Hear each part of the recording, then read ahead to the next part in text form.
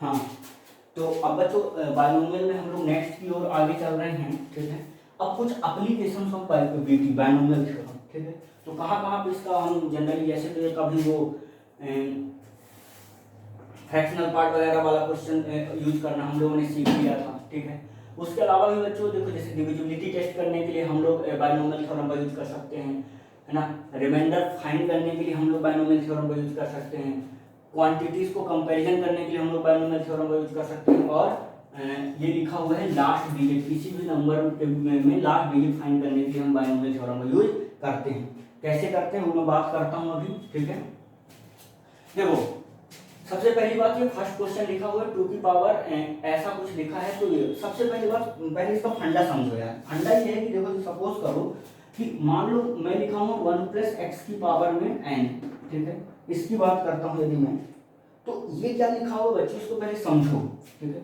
ये लिखा हुआ देखो c0, ठीक है, c1x, c2x², ऐसे चलते चलते यहाँ से आ जाएगा cn x की पावर में n, ठीक है। तो देखो, यदि मैं बोलूं कि ये पूरा का पूरा टर्म क्या है, x की, ये देखो अब मेरे पास सिर्फ ये एक टर्म है जो कि कांस्टेंट टर्म, बाकी सब कुछ x है, सब में प्रेजेंट है। मतलब मैं यदि ऐसा बोलूं कि देखो, इस टर्म को यदि मैं यहाँ पर लेके आता हूँ, देखो ना जरा ध्यान से, मैं क्या बोलना चाह रहा हूँ कि 1 + x की पावर n - c0, ये एक ऐसा टर्म होगा जो कि हमेशा x से डिविजिबल हो जाएगा, ठीक है।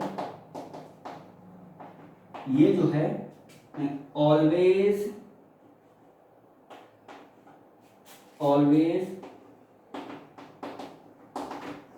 डिविजिबल बाय x, ऐसा बोल दूं मैं, ऑलवेज x से डिविजिबल हो जाएगा। समझ में आ रही बात, ये टर्म हमेशा x से, क्योंकि देखो जरा ध्यान से, x सब में प्रेजेंट है।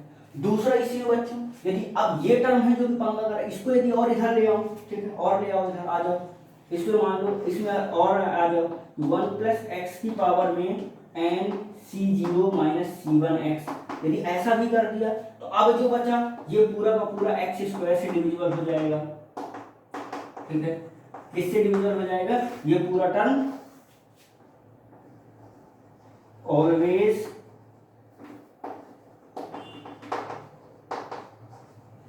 डिविजिबल बाय x², x² से डिविजिबल हो जाएगा, ठीक है। अब सुनो, अगली बात ये है कि देखो, जैसे इस वाले केस में मैं बात करूं, है ना, is divisible by 7 for all n c n, है ना। तो सेम फंडा इसमें हम अब यही चीज अपनाते हैं, ठीक है। तो देखो, जैसे 7 से डिविजिबल है, तो मतलब मैं ऐसा बोलूंगा कि कुछ इस तरह फंडे में 7 आए, मतलब यहाँ पे x की जगह कुछ ऐसा फॉर्मेट बनाऊंगी या 7 का फॉर्मेट कुछ आ जाए, है ना।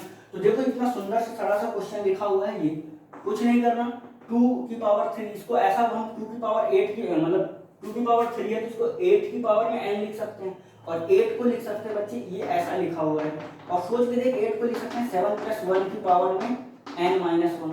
अब इसको एक्सपेंड करोगे तो ये क्या आएगा, nc0 nc1 7 की पावर में, ठीक है। या इसको ऐसा लिख लो थोड़ी देर के लिए, ज्यादा अच्छा हो जाएगा, 1 + 7 लिख लो तो अच्छा हो जाएगा, ऐसा लिख लेना, वरना रिवर्स से करता, ठीक है।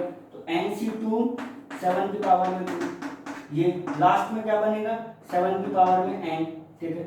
अब सोच के देखो, ये क्या लिखा है, nc0 जो भी लिखा हुआ है, ये कितना लिखा हुआ है, ये लिखा हुआ है 1।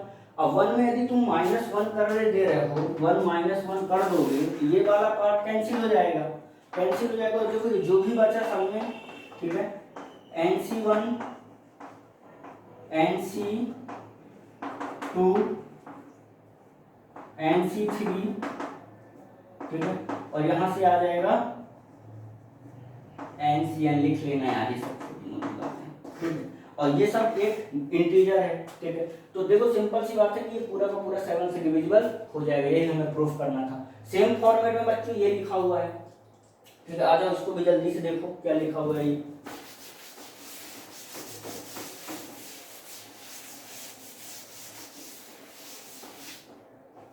ये ऐसा लिखा हुआ है कि देखो, इसमें क्या लिखा हुआ, जरा ध्यान से, सेम फंडा लिखा हुआ। देखो, ये 2 की पावर 3 लिखा हो, सबसे पहले 2 की पावर 3 मतलब 8 को बाहर बुलाए, ये हो जाएगा 2 की पावर 3, ठीक है। 2 की पावर 3n, q की पावर 3n हो जाएगा, तो इसको फिर हम लिख सकते हैं 1 + 7 की पावर में n, ऐसा लिख सकते हैं। सबसे पहले ये, फिर ये और फिर ये, ठीक है।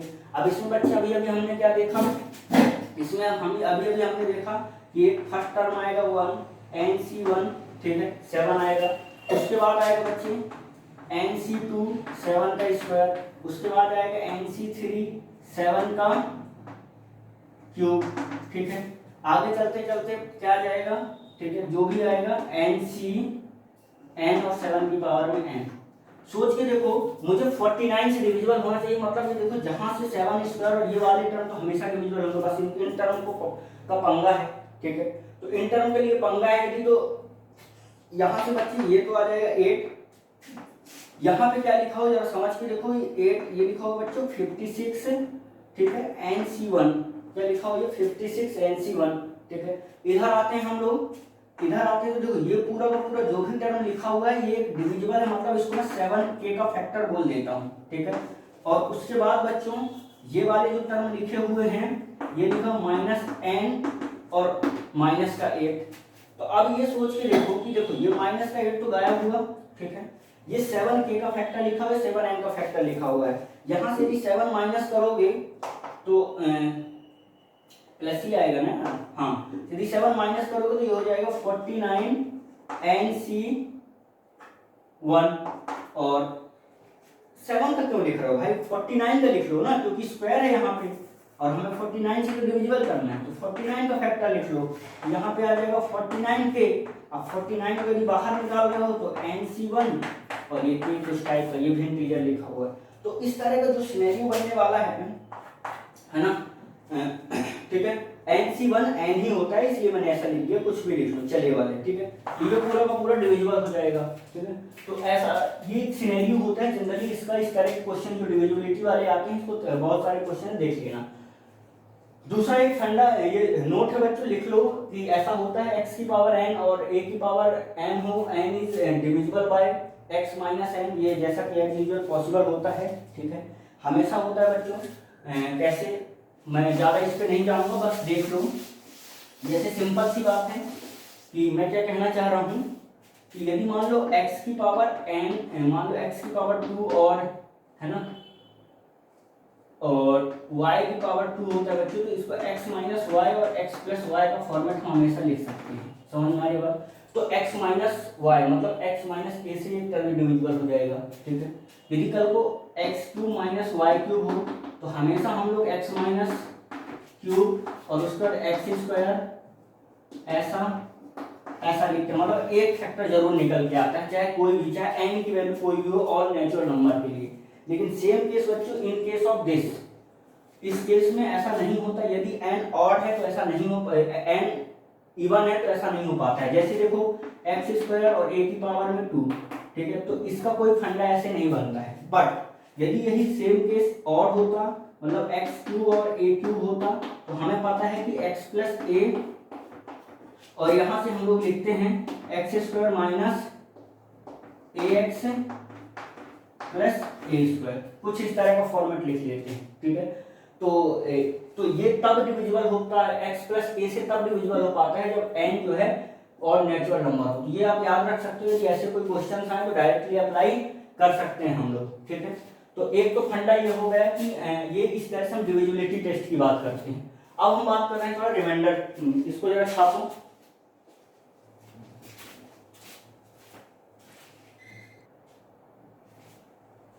हाँ, तो आ जाओ, अब इसके हम आगे बात करते हैं।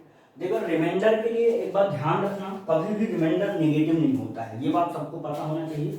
जैसे कल कई बार ऐसा हो जाता है कि मान लो कभी आपको कुछ ऐसा हो जाए 7n-3, यदि आपको इस नंबर को आपको यदि 7 से डिवाइड करना पड़े तो आप लोग ऐसा नहीं बोलोगे कि ये हो जाएगा n-3/7, मतलब ये 3 रिमाइंडर हो जाएगा। तो ध्यान रखना रिमाइंडर डिफाइन ही है होता है कि रिमाइंडर हमेशा पॉजिटिव होता है। यदि कभी बेटा इस तरह का सेंस निकल के आए तो इसको हम लोग ऐसा बोलते हैं कि इसको 3n, जो मान लो 7n है, इसको हम लोग क्या करेंगे 3n जो है इसको हम लोग ऐसा बना लेंगे, इसको बना लेंगे -4 और +4, और ऐसा लिख लेंगे। तो इससे होगा क्या, ये हो जाएगा 7n माइनस का 7 और प्लस का 4/7। इससे होगा क्या कि 7 को कॉमन लोगे तो ये n-1 और ये प्लस का 4, ये n-1 प्लस का 4/7, मतलब ये 4 आपका रिमाइंडर हो जाएगा। तो हमेशा रिमाइंडर को हमेशा पॉजिटिव रखना है, ये बात ध्यान रखना कभी भी यदि कोई ऐसी सिनेरियो पिक्चर क्रिएट हो तो। ठीक है, अब यार देखो सेम प्रोसीजर वही है कि जैसे मान लो उसी केस में हमने लिखा था 1 प्लस समथिंग के पावर x से डिविजिबल, तो x से डिविजिबल करके तो ये जो टर्म हम माइनस कर रहे थे, क्यों कर रहे थे, ताकि वो कंप्लीट डिविजिबल हो जाए। यदि नहीं करते तो वो रिमाइंडर बचता। समझ पा रहे हो, बाकी तो कंप्लीट डिविजिबल हो ही रहा है, ये रिमाइंडर बचता। तो सेम कुछ नहीं है, जैसा हम लोग डिविजिबिलिटी टेस्ट किए थे उसी को हम देख रहे हैं कि भाई यदि डिविजिबल नहीं हो रहा तो रिमाइंडर क्या बचेगा। ठीक है, तो रिमाइंडर कैसे बचाते हैं, आओ देख लेते हैं। जैसे यहाँ पे 7 की पावर 103 है, ठीक है, डिविजिबल बाय 25। सबसे पहली बात ये, यदि 25 का सिनेरियो आ रहा है तो हमें क्रिएट ही ऐसे ही करना है कि x प्लस 1 के पावर में जब हम x की बात करें तो x 25 का शेप ले ले, चाहे +1 के साथ चाहे -1 के साथ। ठीक है, तो वो कब नियरेस्ट लेगा बच्चों, वो देखो, है ना, या 20 या तो है ना, या तो x ले ले या तो फिर x के 25 आ जाए या 25 का कोई मल्टीपल आ जाए, ये भी चलेगा। जैसे इन केस ऑफ इस वाले क्वेश्चन में, है ना, हम क्या देखते हैं कि जैसे देखो सपोज करो लिखा हुआ है कितना 1 की पावर में ऐसा, ठीक है, 7 की पावर में 103, 7 की पावर में 103, इसको 25 से डिविजिबल करना है। तो सबसे पहली बात बच्चे ये कि देखो ये 7 को तो हम 25 के कुछ ब्रेक वर्ड तोड़ नहीं सकते कि या इसको ऐसा तोड़ना है कि या तो 25 प्लस माइनस समथिंग हो या 25 का मल्टीपल प्लस माइनस 1 हो, ऐसा कुछ ब्रेक करना है। तो देखो ये कैसे ब्रेक होगा, इसको मैं क्या कर रहा हूँ कि सबसे पहले 7 ऐसे लिखा और यहाँ पे लिख दिया 7 की पावर में 102। ठीक है, अब ऐसा लिखने के बाद हुआ क्या कि देखो ये लिखा हुआ है 7 और ये लिख दिया 7 का स्क्वायर और ये लिख दिया 51 ऐसा। ठीक है, इससे प्रॉफिट क्या होगा कि 7 तो बाहर ही बैठा हुआ है लेकिन अंदर हो चुका है 49। ठीक है, ये सबको पता है 49 मैंने क्यों बनाया, क्योंकि अब इसको मैं 25 के मल्टीपल मतलब 50 के साथ प्लस माइनस 1 में लिख सकता हूं। मतलब ये हुआ कि देखो इसको मैं क्या लिखने जा रहा हूं, है ना, यहां से समझते हैं हम लोग।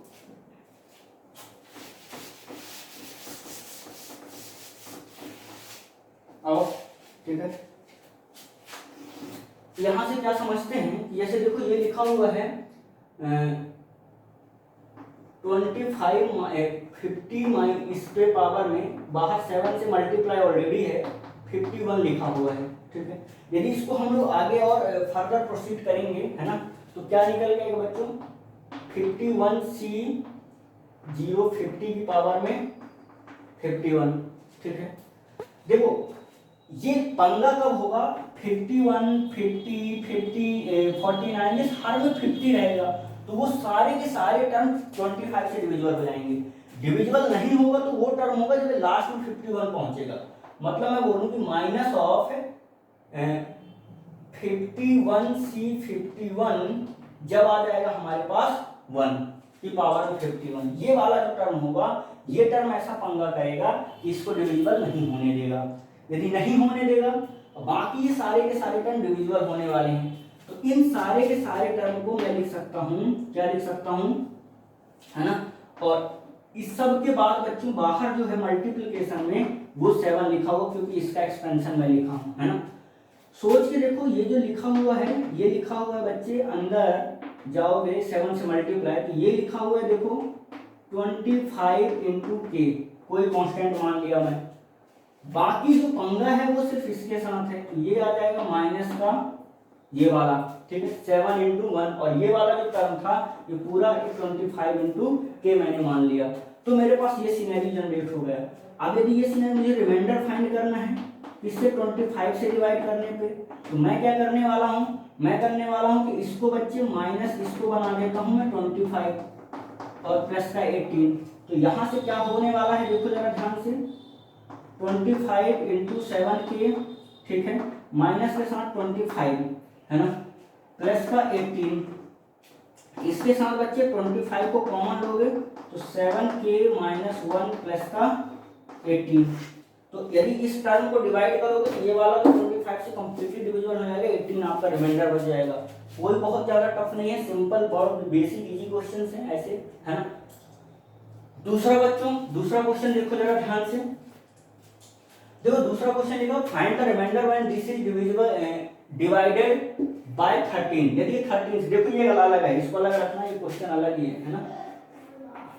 इस वाले क्वेश्चन को मैं बात करूं कि फाइंड द रिमाइंडर व्हेन 103 की पावर 86 माइनस 86 की पावर में 103 इज डिवाइडेड बाय 13। यदि ये 13 से डिवाइड होगा तो क्या आएगा, इसको रफ कर रहा हूं, है ना।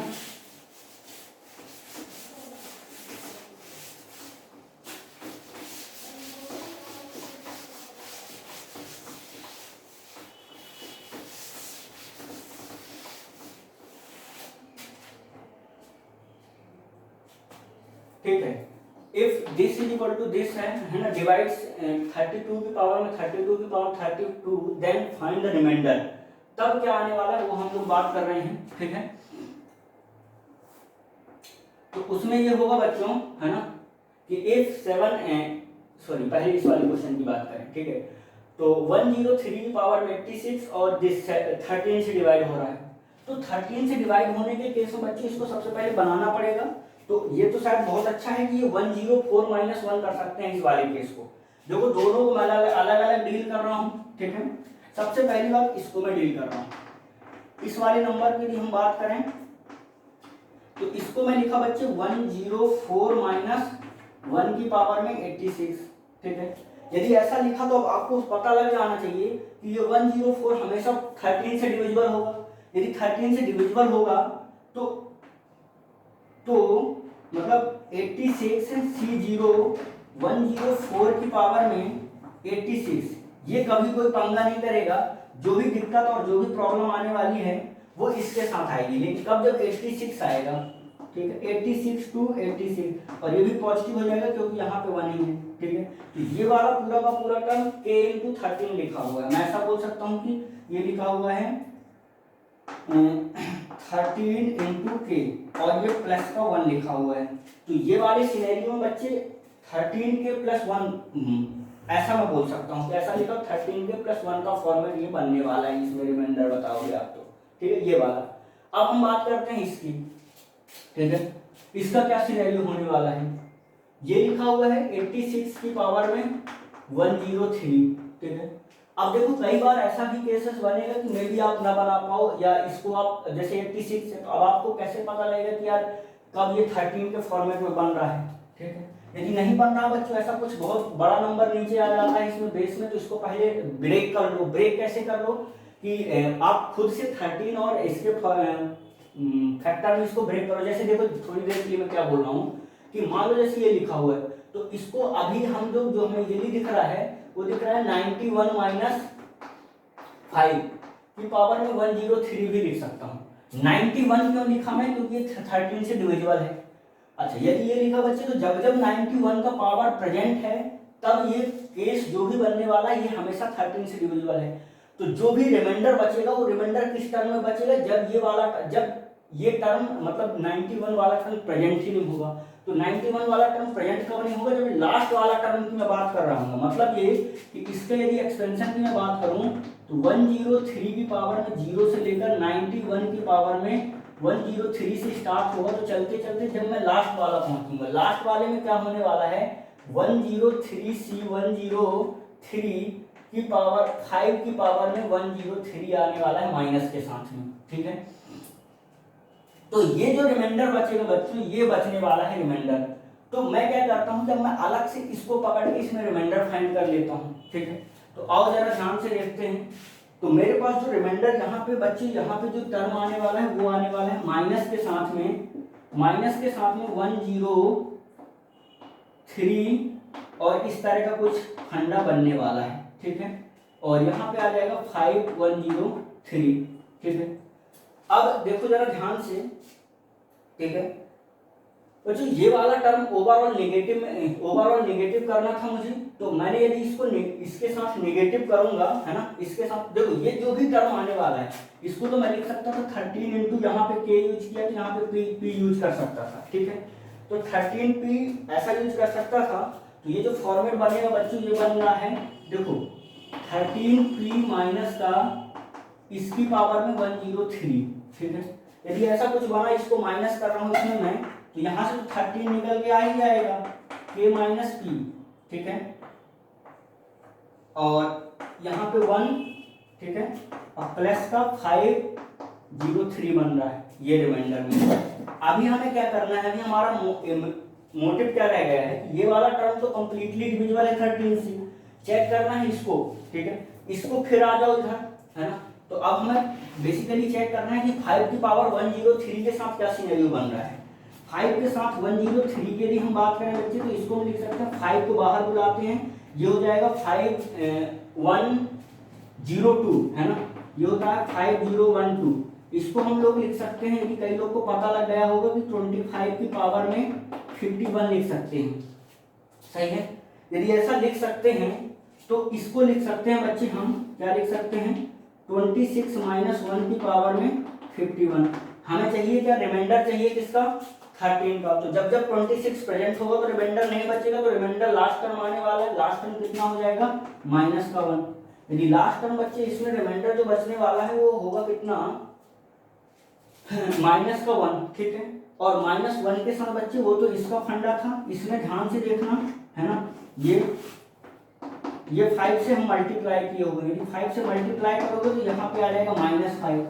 और यदि -5 आने वाला है, ठीक है, तो सोच के ये देखते हैं हम लोग, ठीक है, कि यदि यहाँ से -5 आएगा, ठीक है, तो क्या बनने वाला है, -5 की जगह इसको बनाओ, फिर कुछ क्या बनाओगे, -5 बनेगा, यदि इसको हमें बनाना पड़ेगा 13 से डिवाइड करने पर, क्या बनाना पड़ेगा, हमें बनाना पड़ेगा इसको पॉजिटिव बनाएंगे तो कितना आएगा बच्चे, पॉजिटिव बनाने के लिए, है ना, +8 करेंगे, माइनस का 8 करेंगे और प्लस का 8 करेंगे, तो यहाँ से आ जाएगा माइनस का 13 और प्लस का 8, ये तो इस पे कन्वर्ट हो जाएगा, तो प्लस का 8 हमारे पास क्या बन जाएगा, प्लस का 8 हमारे पास रिमाइंडर बच जाएगा।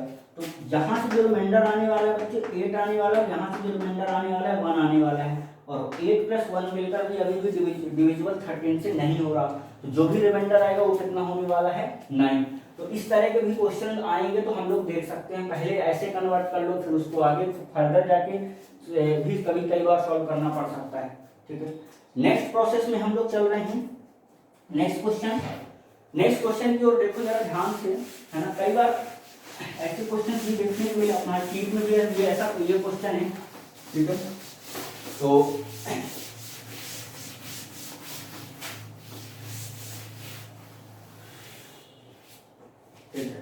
देखो जरा ध्यान से, if 7 divides, है ना, if 7 divides this, है ना, ऐसे यदि इसको डिवाइड करता है, देन फाइंड द रिमाइंडर कितना होगा, ठीक है। अब देखो यार दिक्कत यहाँ पे ये है कि 7 को हम इसको यदि हम 7 से डिवाइड करते हैं तो रिमाइंडर कितना बचेगा। इंपॉर्टेंट बात ये है कि इसको हम कैसे हम लोग देखें कि देखो ये 32 की पावर में 32 और 32 की पावर में 32 लिखा हुआ है, इसका मतलब कतई ये नहीं है कि इन दोनों को मल्टीप्लाई कर दोगे, ठीक है, ऐसा कभी नहीं करोगे। तो अब देखो मेन मोटिव क्या है कि अब हम लोग क्योंकि बेस को पकड़ते हैं बच्चे, तो बेस में क्या लिखा हुआ है 32 लिखा हुआ, तो इसको मैं लिख सकता हूँ 2 की पावर में, जो भी मेरा मन कर रहा होगा इसको मैं अपने फॉर्मेट में लिख लूंगा, ठीक है। तो देखो ये लिखा हुआ 2 की पावर में 5, इसको मैं अपने अकॉर्डिंग लिख सकता हूँ, और ये लिखा हुआ बच्चों 32 की पावर में 32 ऐसा लिखा हुआ है, ठीक है। तो एक तो इसका सिनेरियो देखना पड़ेगा और इसका सिनेरियो, लेकिन समझने वाली बात यहाँ पे ये है कि देखो मैं 7 से डिवाइड कर रहा हूँ, किससे डिवाइड कर रहा हूँ 7 से। यदि 7 से डिवाइड कर रहा हूँ तो बच्चों इस जो बेस है ये मुझे 7 + -1 के फॉर्मेट में कन्वर्ट करना होगा। तो 7 + -1 मैं कब कन्वर्ट कर सकता हूँ, जब मुझे यहाँ पर क्या मिल जाए 2 की पावर 3 मिल जाए, मतलब 8 मिल जाए, सही है। तो मैंने क्या किया, मैं अपने से थोड़ी देर के लिए इसको ऐसा करके देखता हूँ कि देखो इसको मैं लिख दिया 2 की पावर में 3, मतलब मैं इसको लिख दिया 8, है ना, और इसको लिख दिया 5/3, और बाकी जो भी लिखा हुआ है ये 32 और ये 32 ऐसा लिखा हुआ है, इसमें मैंने कोई छेड़छाड़ नहीं किया। तो इसको मैं लिख सकता हूँ बच्चे 7 प्लस। अच्छा दूसरी बात ये सोचता हूँ कि कि क्या यार इस पूरे के पूरे फैक्टर को, इस पूरे फंडा को क्या मैं कुछ ऐसा 3 का फॉर्मेट लिख सकता हूँ, क्योंकि यदि 3 का फॉर्मेट लिख गया तो 3 मेरा इससे कैंसिल हो जाएगा, तो फिर मेरे पास दिक्कत नहीं होगी, क्योंकि ये तो बना ही हुआ है, तो कुछ भी आएगा मैं सॉल्व कर लूंगा। तो अब मेरा मोटिव क्या कन्वर्ट हो चुका है, यार इस वाले फंडे को क्या मैं 3 का कुछ 3 का कोई मल्टीपल के फॉर्मेट में कन्वर्ट कर सकता हूँ क्या। अब सोचते हैं, तो जैसे मान लो 32 की पावर 32 लिखा हुआ है ना, तो देखो जरा ध्यान से, यदि 32 की पावर में 32 लिखा हुआ तो इसको मैं लिख सकता हूँ 2 की पावर में 5 है ना, और इसकी पावर में 32, मतलब लिख सकता हूँ 2 की पावर में 160, ठीक है, ऐसा लिख सकता हूँ। अब देख मैं इसको 3 का फॉर्मेट कन्वर्ट करना चाह रहा हूँ, मतलब जैसे यहाँ पे 7 का फॉर्मेट कन्वर्ट करना चाह रहा था, वहां पे मैं 3 का करना चाह रहा हूँ। तो होगा क्या कि इसको मैं लिख सकता हूँ बच्चे, है ना, 3 माइनस 1 की पावर में 160, ऐसा लिख सकते हैं। तो ऐसा लिखने पे बनेगा क्या कि लास्ट में जब हम पहुंचेंगे ना, ये 1 पंगा कर रहा है, मतलब ऐसा होगा कि 160 C0 3 की पावर में 160, ये चलते चलते कहाँ तक जाएगा, लास्ट में जब पहुंचेगा तो लास्ट वाला टर्म आ जाएगा 160 C160 है ना की पावर 1 ये, और बाकी सारे के सारे टर्म देखो 3 का मल्टीपल होगा, मतलब ये कि मैं इस टर्म को लिखूंगा 3m प्लस 1 का फंडा आने वाला है। लेकिन मुझे चाहिए था क्या, मुझे तो चाहिए था 3 का, लेकिन ठीक है जो भी आया उसको हम लिखते हैं और डील करते हैं इससे, है ना। कैसे डील करेंगे, देखो ये लिखा हुआ है 8 की पावर में 5/3, ठीक है। उसके बाद बच्चे ये जो पूरा का पूरा लिखा हुआ है ये मल्टीप्लाई में हो जाएगा 3m प्लस 1, ऐसा हो जाएगा, ठीक है। यदि ऐसा हो जाएगा तो देखो इस वाले टर्म को मैं क्या लिख रहा हूं, मैं लिख पाऊंगा 8 की पावर में 5/3 3m, ठीक है, इनटू में, ठीक है, ये जो प्लस था इसको मैंने इनटू में करवाया, और 8 की पावर में 5/3 इस 1 से मल्टीप्लाई हुआ। तो बच्चे ये जो लिखा हुआ था ये तो मैंने इसी को कन्वर्ट किया था, है ना, तो ये तो डायरेक्ट अपना आ जाएगा कितना 2 की पावर, ये तो 32 ही लिखा हुआ है ना, तो इसको मैं बोल दिया ये तो 32 ही लिखा हुआ है, मतलब। लेकिन अब जो मेरा क्वेश्चन कन्वर्ट हो चुका है वो हो चुका 8 की पावर में 3 से 3 गया, मतलब 5m का फॉर्मेट, ठीक है। उससे कोई फर्क नहीं पड़ता है ना। यहाँ पे आते हैं हम लोग 32 चलते हैं, तो यहाँ पे आ जाएगा बच्चों 5mC0, ठीक है। ऐसा मैं इसलिए लिख रहा हूँ बच्चे क्योंकि इसको मैं लिख दिया 7 प्लस 1 का फॉर्मेट, ठीक है। तो इस पे आ जाएगा 7 की पावर में 5m, है ना। ऐसे चलते चलते लास्ट वाला टर्म जब बनेगा, ठीक है, वो कौन सा बनेगा 5mC, ठीक है, 5m, और इस पे आ जाएगा बच्चों सिंपल सी बात 1। तो ये बेसिकली कितना लिखा हुआ है 1 लिखा हुआ है, ठीक है। तो ये पूरे के पूरे टर्म 7 का टर्म कंटेन करते हैं, ठीक है। इसको मैं ऐसा लिख दूं 7 है ना इंटू p, 32 बच्चे 32 तो इसके साथ मल्टीप्लाई हो जाएगा, और 32 इस 1 के साथ भी मल्टीप्लाई हो जाएगा, सही है। तो इस केस में मैं क्या लिख सकता हूँ, 32 को लिखूंगा 28 प्लस का 4, इसमें से मैं 7 फिर बाहर निकाल लिया, 7 बाहर निकाल लिया तो 32p प्लस 4 बच जाएगा, कोई दिक्कत नहीं है।